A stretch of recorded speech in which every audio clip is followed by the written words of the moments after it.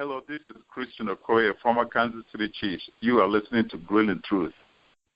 Welcome to the Grilling Truth's NFL Legends Show, brought to you by Gridiron Mo, an interactive football app where you get to call what you think the offense or defense should do during a live NFL game and see what all other fans have called also. Check out Gridiron Mo at www.gridironmo.com. I'm your host for the Legends Show, Mike Goodpaster, and I want to welcome in my co-host, Matt Andruscavage. Thanks, Mike. Very excited to be here. Very excited about our guest tonight. Yeah, our guest was one of the best running backs of the decade of the 1980s. Three-time Pro Bowl running back for the Seattle Seahawks, helped lead Penn.St to Joe Paterno's first-ever national championship. Help us welcome to the Grilling Truth, Seahawk legend, Curt Warner. Well, thanks, guys. I appreciate it. Thanks for the invite. Well, great to have you on. So we'll just start at the beginning. Tell us a little bit about how you started playing football and who some of your early influences were. Well, you know, there's such a thing called sandlot football. I think that's kind of where it started, on the gridiron of Wyoming grade school. It was a combination of dirt and asphalt, and that's kind of where we honed our skills. So that goes back a long ways. Now, you went to Pineville High. You want to talk a little bit about your time there? Well, you know, I tell people about Pineville High. We had a graduating class of about 90 people. So that kind of tells you a little bit about the area. It's a coal mining town, and my old man was a coal miner for close to 40 years.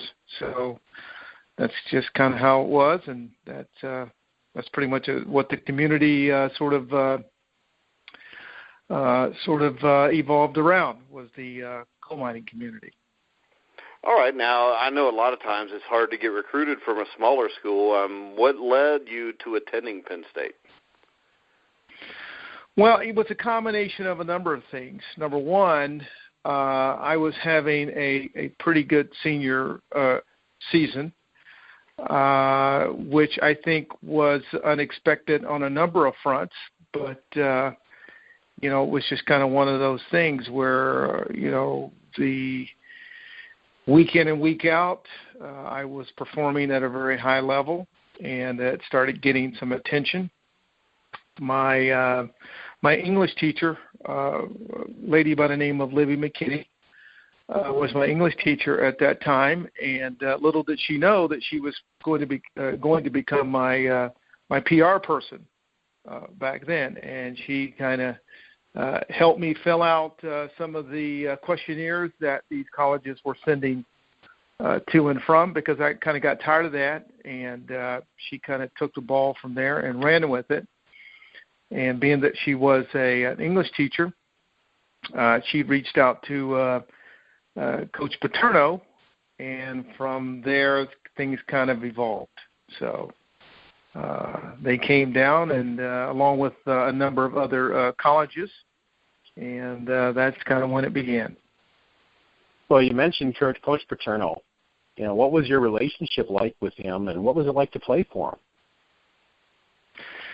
Well, as far as playing for Coach Paterno, he was a very driven, sort of matter-of-fact kind of guy who, you know, talked about Penn.St and how we play and what was expected of us, and, you know, the plain uniforms, and there's a reason as to why we do certain things, and, you know, we want to do things the right way on the football field and off of the football field. He talked a lot about the grand experience, which dealt with playing great football, going to classes, and being good citizens. And all right, now when you were there, the one thing that stood out to me when I was younger, I was probably 7th, 8th grade when you were, you know, playing at Penn.State, was the rivalry you guys had with Pittsburgh. I know the rivalry kind of died off after you left there. Pitt had some rough times, but you want to tell everybody what the rivalry was like with Pittsburgh? Oh, it was like the Hatfields and McCoys with regards to, you know, the rivals. You had the western part of Pennsylvania, that was Pittsburgh, and on the other side you had Philadelphia, and you had guys going to both schools, no matter geographically where they were from. So, it was just a combination of things. And as my freshman year, as you hear about it and the things it's talked about, you never really understand the magnitude of it until you actually get out there and start playing. And it gets personal because you got families that are, intertwined, intermingled, and some have gone to Pitt, some have gone to Penn.St, and some were, Steeler fans, some were Eagle fans, some were, Panther fans, and some were Nittany Lion fans. So it's pretty interesting, the whole setup. Well, the 1982 Sugar Bowl, being the first national championship for Penn State, had to be pretty special. What was that like for you, and maybe some of your favorite college memories? Well, what we had worked extremely hard to get an opportunity to play in that game. I mean, that was years of going, 11-1, 10-2, and et cetera, and being in the right place at the right time, playing the right schedule, winning the games that you needed to win, and just hoping that you were going to get a shot at it. And we were just fortunate enough or unfortunately enough to get beat in the middle of the year, and then we were able to sort of work our way back into it mid-year, and kind of inch our way back into the rankings. And finally, that last week, there were a couple of teams that got beat, and we continued to win, and we were able to get back into that number 2 slot. Yeah, and that Sugar Bowl was a great game. I think Georgia, they had Herschel Walker still then. Yeah. It was you kind of matching up with Herschel Walker. I know Greg Garrity, made the great catch at the end of the game. You want to talk a little bit about that game? Well, there was a lot of excitement going into the game. Obviously, there was Herschel Walker, who was the Heisman Trophy winner, and I think they were the favorites. And from our perspective, that wasn't the case in our minds. We heard a whole lot of Georgia fans, making the comments about how about them dogs, and that was sort of the verbiage back then, and I think they probably still say it today. But when you hear it 100 times or more throughout the week, and by the time game time would come around, we were pretty much ready to go. So, and that was kind of the gist of the story. We were able to get in there and pull it out and make some great plays at the end of the game to do that. So, we were crowned national champions. Well, moving forward a little bit to the 83 draft. Now, that draft class is widely regarded as one of the finest, if not the finest in history. What was your draft day experience like, especially for you going 3rd overall? You know what? At that particular time, I didn't really, because we didn't have the big draft day where you see things evolving in the NFL today, and you got Roger Goodell and ESPN and so on and so forth. It was a lot, less stressful, I guess, or you didn't have that the big arena around you and so on and so forth. So for me, it was pretty straightforward. My agent was Marvin Demoff. Obviously, he was John Elway's agent, Dan Marino's agent, and a few other people in that draft class. So I had a pretty good idea as to where what was going on, because Marvin obviously kept me in the loop. But I guess after all was said, I had a pretty good idea that I was going to go number 3. They were going to be Seattle was going to move up because they were at number 9, and I didn't think they were going to go up that far to do that, but, you know, with Coach Knox being the coach at the time and being that he likes to run the football, so it just kind of sized up that way, and we were able to connect. All right, now your rookie season, you had a great season. You ran for almost 1,500 yards, 13 touchdowns. When you got to camp there and with that Seahawk team, was there anybody that kind of took you under their wing and helped you out?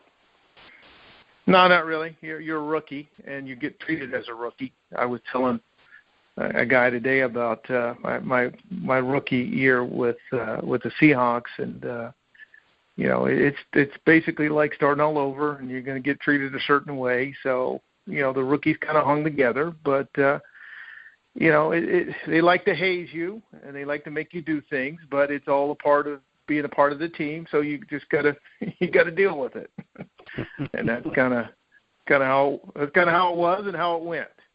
So.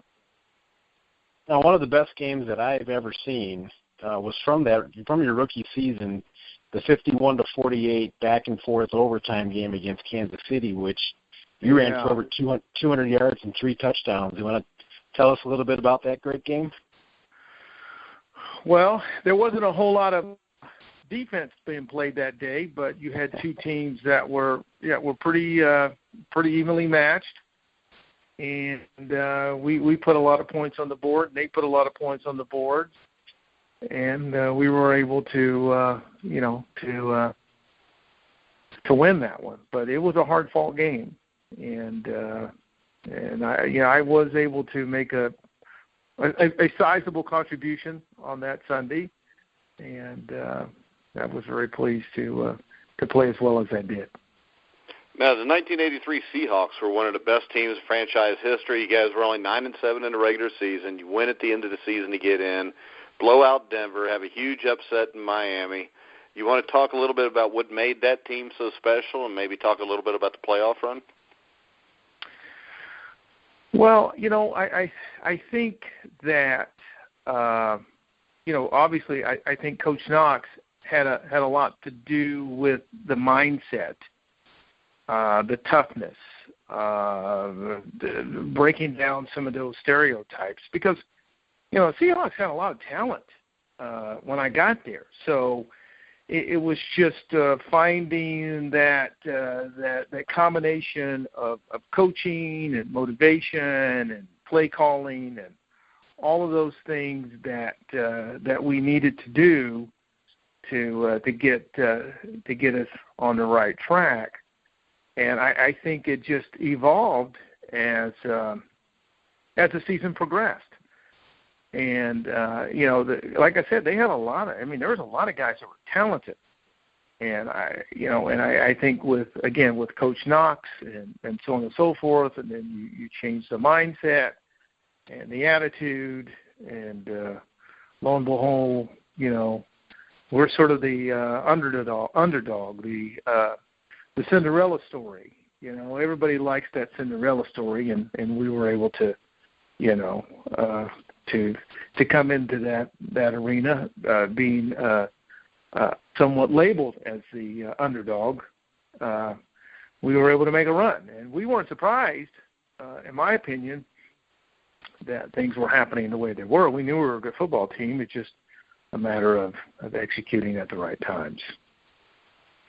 Well, you know, as amazing as the playoff run was, you got the loss to the Raiders in the championship game, disappointing into the season. As great as 83 was, 84 had to be just that much tougher for you when the injury happened. Can you tell us a little bit about that injury and what it took to get back on the field for the 85 season? Oh man, it was something that, you know, I had never experienced before, and that is a major, you know, career-ending type of injury. And, you know, it was just, okay, it happened. I really didn't understand the significance of it. And I was fortunate enough to have an orthopedic surgeon by the name of Dr. Pierce Scranton, who was extremely talented at what he was doing. So, during that whole process, he and I talked a few times. I mean, obviously, I was somewhat depressed about being hurt, not being able to play. But he said to me that, hey, you know what, I've done my job with regards to repairing your knee, and basically I need you to do your job, and that is to get out there and rehab and get back on the football field, and that was sort of my mindset. There were it was a long process. I mean, it took, a year or so to get back on the field. And then it took about half of that season before I kind of really felt, comfortable with it again. And it was a game against, we were back east playing someone. I can't remember. I don't know if it was the Redskins or someone. And I had this brace on, and I hated that brace on my knee. And it broke. The brace kind of snapped because of usage, and I just threw it. I threw it away. I said, you know what? I'm not wearing this brace anymore. And then 2 plays later, I get hit on the knee again, and I got up, and it was kind of like those shackles had kind of, and that's probably not the right word, but the ball and chain had sort of been lifted. And then from there, I was dialed in after that. So, so it was a long, tough process, but I thank the good Lord that I was able to get through it. All right, now your coach almost your entire career was Coach Knox. I mean, it's got to be great for a running back to go to a place where the coach is known, or his nickname is Ground Chuck. Yeah. I mean, what was it like to play for him? What was your relationship with him? Well, obviously, Chuck, he had a kind of a tough guy type of mentality. The first thing he said to us in our first meeting was Seahawks football, tougher, smarter, better condition. A hard man kind of comes down a hard road. You got to play like a guy's got his hand in your back pocket. A lot of Knoxisms. That kind of stuff. and we could go on and on and on with the Knoxisms. But that was sort of his mindset. He's pretty conservative. Let's not beat ourselves, and let's make the plays when we need to make the plays. And that was sort of our mentality. Seahawks fans would probably say that you played on during the golden age of Seahawks football, the 1980s.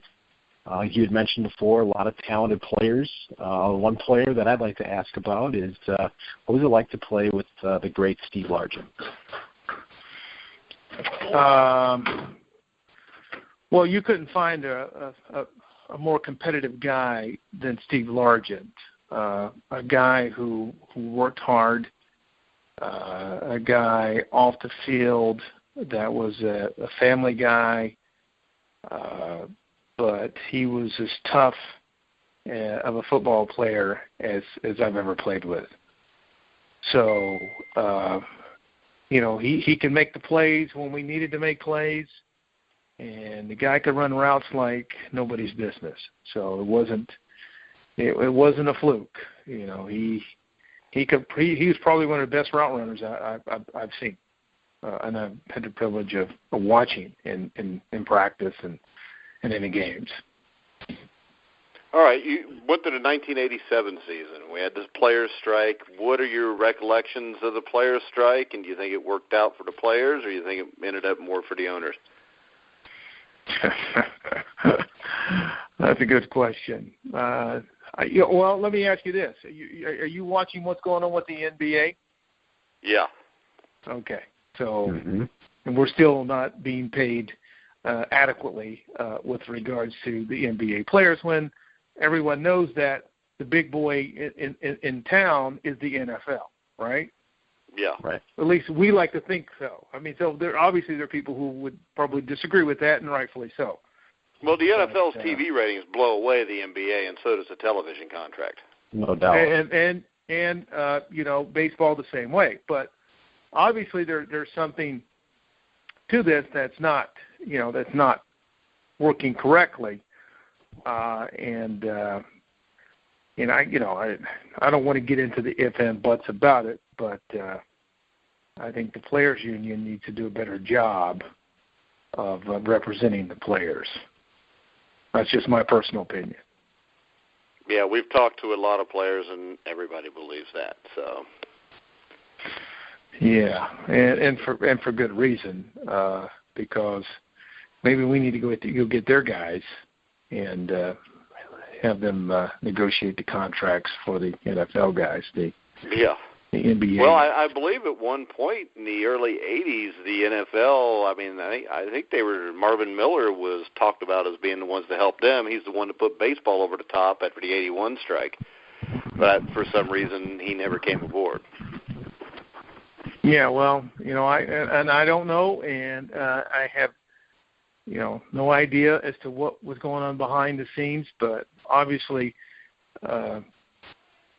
it seems to be working well for the other guys, and rightfully so. Hey, you know what? It's business, and they're managing their business better than we are at this particular juncture, in my opinion. All right, Matt. As you look back on your career, is there anything that you would have done differently, or are you pretty much satisfied with all the choices that you made during your career? Well, I mean, there's always things you could look back on and say, like I should have done this or could have done things differently. I would have liked to have played on more grass. I think AstroTurf should have been outlawed from the beginning. Yeah, especially AstroTurf from the 80s. Oh, the AstroTurf from the 80s, just like playing on concrete. That's basically what it was. And that should have never been allowed. Again, it goes back to the to the union. Okay, we're not playing on this stuff. This is detrimental to one's career. We shouldn't have been playing on that stuff. Regardless, let's play outside. Well, you know what? Okay, we build a dome. No, let's build a field outside as well. Let's play on that stuff because that was not good stuff to play on for one's career anyway. Yeah, and the owners obviously didn't care, and they prove it by their treatment of the former players with the CTE and everything else that's been going on. Well, yeah, and you could talk about a whole different segment just on that part of it. So, it's unfortunate, but you could go around and be upset and be angry about it, but it's unfortunately or fortunately, it's business, and it's big business. And these guys are smart for a reason. They're smart businessmen, and they're shrewd businessmen to a certain degree, and they're going to do what's best for the business of football.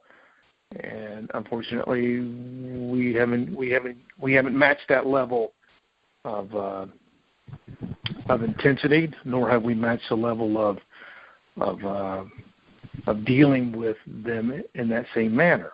So.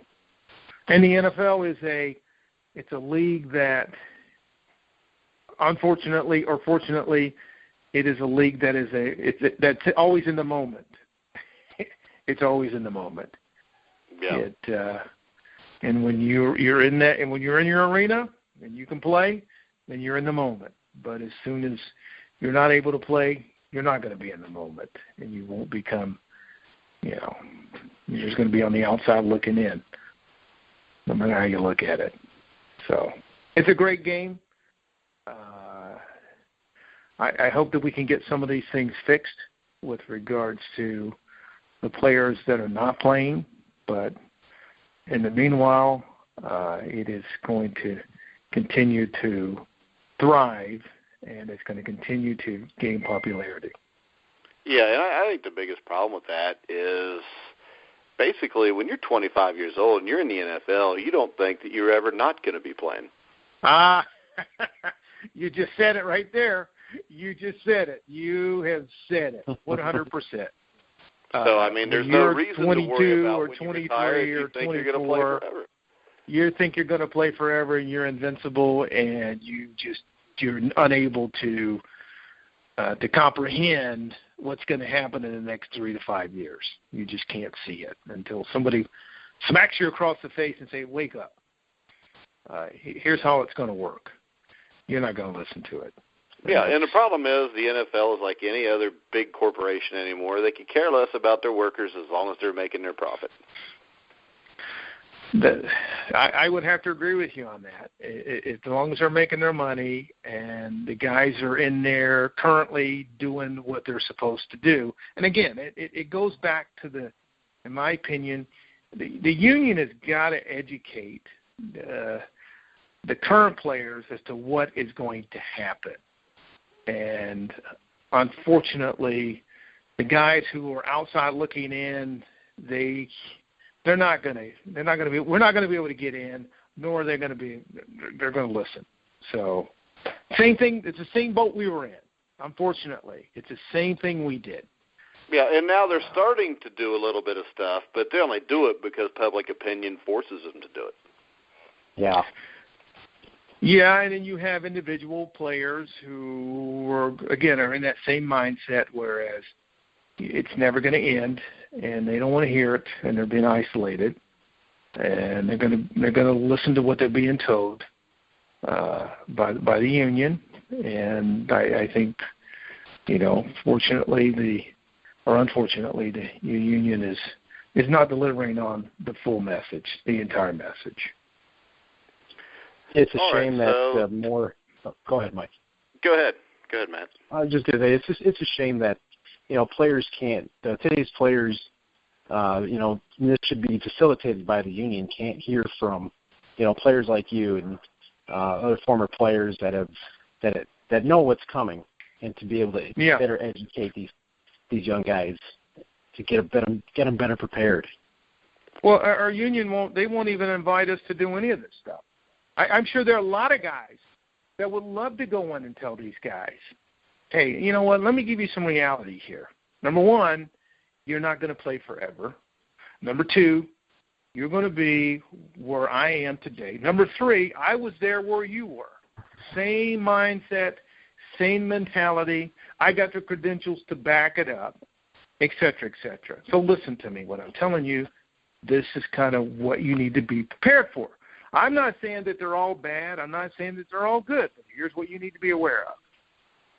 So, and if you need to talk about, what you think you want to do when it's all said and done, there's a lot of guys that would be happy to give them advice on what they can do and what they should do. So, right. But and the thing that you really got to wonder is this. Who's in the union's ear so they don't do what they're supposed to do? And what's going on there? Excuse me? I said the big thing to me is who's in the union's ear and why aren't they doing everything they can to help the former players? You know what? I have no idea.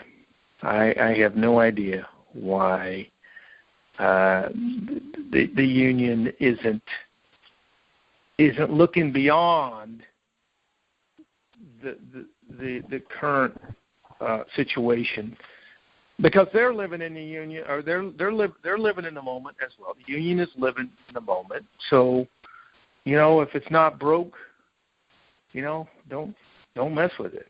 Don't fix it. Well, it is broke, and some guys find out the hard way that it's broken, and some guys, obviously aren't going to have to worry about that as much as others. But I guarantee you this, there are more on the other side, on the outside looking in, than those who are completely just sort of going to walk away and everything is going to be, dialed in for them. So, but you know what? Again, I can't say anything because I was there in their position, in their slot, and you don't know what you don't know, and in a lot of cases you just don't know. You just plead ignorance. but there shouldn't be ignorance involved in the process, because there should be dialogue between those who have played and those who are playing. There should be some dialogue between those two groups to say, hey, there's more guys looking in than more guys that are playing. You got, 20,000 or so NFL alumni, and you have currently, how many, I don't know, 1,900, 1,800 guys that are in the league or something of that nature. Mm-hmm. So there's a lot of guys there. And the only way it would change is if you get guys that are playing like Tom Brady, Peyton Manning, the guys that are making the big money, to stand up and actually say something, but they won't because they're making their money. There you go. And they don't have to at this particular juncture, because they're going to be, they've had great careers, and they've been very successful, and they're going to continue to be successful, period. And so I don't think anybody's knocking that. I just, there's other guys that have not been so successful, but have had great careers as well. So. Yeah. All right. So what keeps you busy these days? Well, I've got a family. I have 4 kids. I've got my oldest son is attending Penn.St. University. I've got twin boys with autism, so that keeps us fairly busy. And then we have a 10-year-old little girl, and she keeps us very busy. So it's a combination of a number of things. Well, Matt, you got any final questions for Curt? Not a question. I'd just like to say that it was an honor to speak to you today, and I really appreciate you coming by. And thank you for all the great memories. You were a great player to watch. I remember watching you, and it's definitely an honor to have you on our show. Well, thank you very much. I've enjoyed the conversation. You guys you do a great job of asking the right questions. You give us an opportunity to talk about things, and that's appreciative. So thank you. All right, Curt, I just want to echo what Matt said. I'm a little bit older than Matt, so I think I remember your playing career slightly better because Matt's not as old as me. But I did watch I remember the '83 playoff run. I'm still pissed off y'all lost to the Raiders, but yeah, it happens. But you were a great running back. We still are.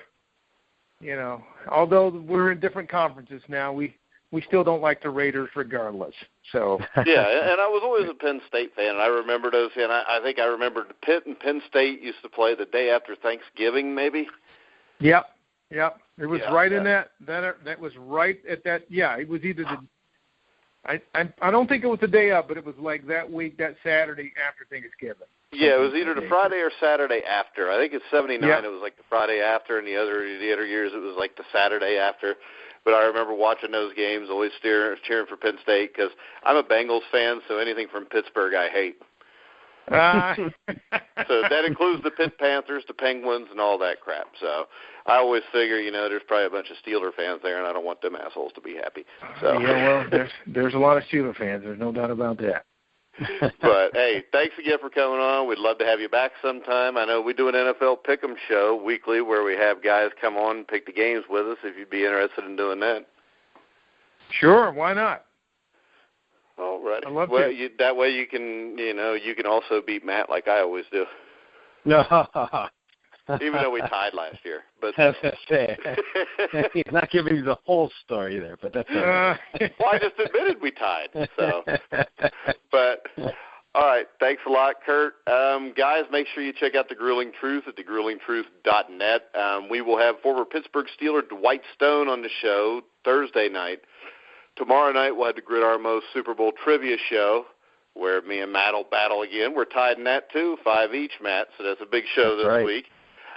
Make sure you check out the CFL Pick'em show I did today with Brian Schmidt and former running back Robert Drummond, 4-time Grey Cup winner. And next Monday we'll start doing the CFL the CFL Weekly Pick'em show with myself, Brian Schmidt, Robert Drummond, and CFL Hall of Fame quarterback Dieter Brock. He will join us on Monday night. Make sure you check out GridRMO at www.gridrmo.com. Follow us at The Grueling Truth. So for Matt Andruscavage, Curt Warner, I'm Mike Goodpaster. You've been listening to The Grueling Truth, where the legends speak.